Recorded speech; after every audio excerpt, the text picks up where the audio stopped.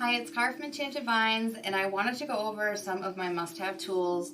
I know it's so exciting that when we embark on a new type of craft, and sometimes I know personally I sometimes buy way too much of something, or I buy things that are not practical and I'm not going to use. So I just wanted to go over some must-haves, and I hope you find this helpful. So my favorite tool is this Surebonder Glue Skillet. You can also use a kitchen skillet, but I feel like those are good for about a year and then you toss them. This, I also have it in green, and the green one I've had for, I think, four years, maybe 5. The only reason why I swapped it out was because this one's pink. So I still have it. It's still usable, but this is like girl math. I thought she'd look pretty on my bench. Okay, so glue skillets, or at least this one, uses glue pellets. So these are from Surebonder. They don't smoke as much as other glue, so I like that. This is my cordless corded glue gun. It's also from Surebonder, very high temp.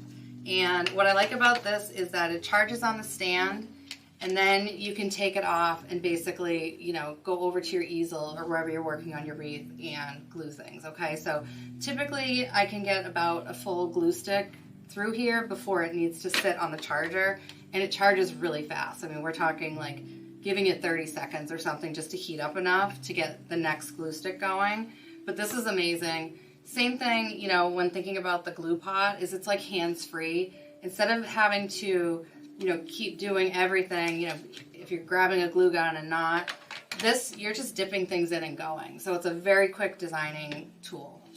For my glue guns, I always use the Gorilla Glue, and I always get the full-size sticks because the half-size just go way too quickly. I don't find that to be very convenient. So to save money, I get these through Amazon on a subscribe and save.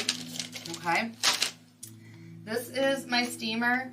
I know she looks a little rough right now, but she serves a few purposes. One is if flowers arrive and they are crushed.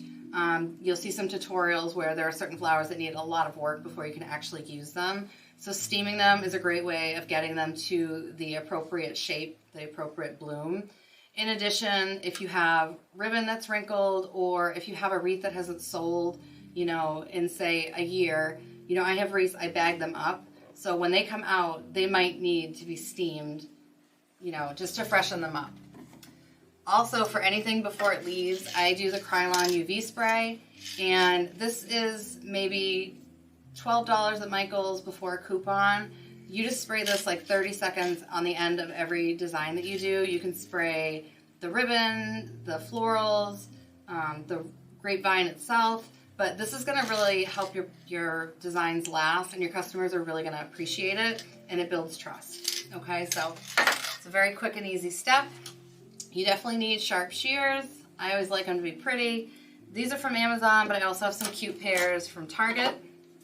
These are cable cutters from Greenlee, and what I like about this is if you're like me, my hands sometimes get tired, they get arthritic, and so instead of having to keep really, you know, cutting hard on something, this does the work for you, okay? So I find that this is worth it. These are probably around like $35.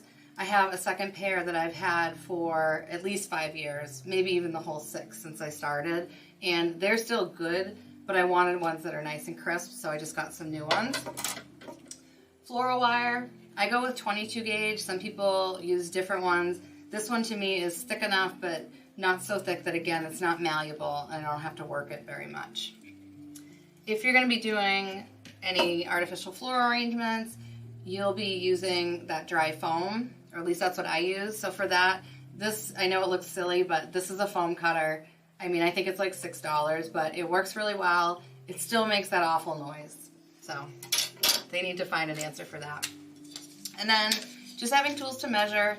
You know, when somebody's reading a description online, they're taking into account what you're saying the dimensions are. So if I say a wreath is 18 inches, but it's really 24, there's a good chance that it's not going to work for the space intended, and that would be back on me for not putting something accurate on. So always take the time to measure things, measure their depth, their width, all that good stuff. This is the Easy Bow Maker, and what I like about this, again, so much easier on the hands. If you like the big puffy bows, This is great because it's going to hold the ribbon in place versus you having to kind of strain your hand and hold it as you go. So I like this. I have the deluxe. I haven't tried it yet. That's a work in progress, so I will report back on that. But these are tools that I don't think I could do my work without. So I hope you find this helpful. If there are tools that you have and you love and want to share, definitely let me know. I'd love to hear it.